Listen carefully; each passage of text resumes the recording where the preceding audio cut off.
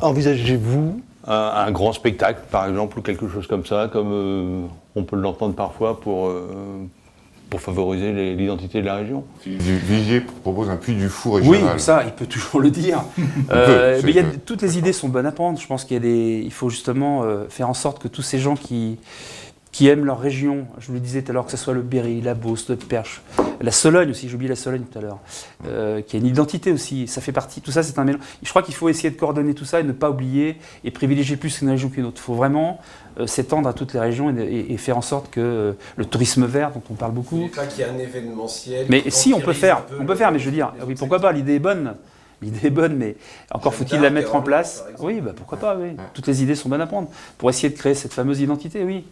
Bien sûr, mais ça on aura le temps de... Enfin, ça sera effectivement des choses à envisager, de prévoir peut-être des grands rassemblements pour essayer de donner une identité à cette région centre Val-de-Loire.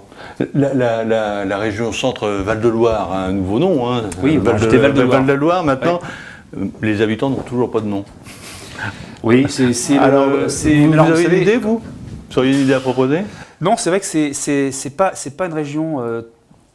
très cohérente, mais alors quand on voit celles qui se sont rassemblées, quand on voit que les gens du Gard iront se renseigner à Toulouse, enfin s'ils veulent des renseignements, il n'y a pas de proximité en fait. Le problème de ces grandes régions, alors qu'avant de faire ces grandes régions, avant cette réforme territoriale, il y avait déjà, la France et l'Allemagne étaient les deux pays avec déjà les plus grandes régions de l'Europe. Donc il y a une incohérence dans tout ça et qui n'arrange rien.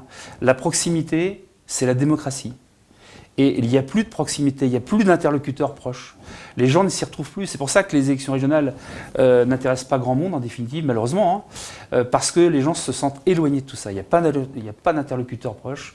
Et je répète, quand il n'y a pas de proximité, il n'y a pas de démocratie. Et c'est un manque de démocratie qui se produit aujourd'hui en France, avec ces grandes régions, je pense. Philippe Loiseau, merci à vous. C'est moi qui vous remercie.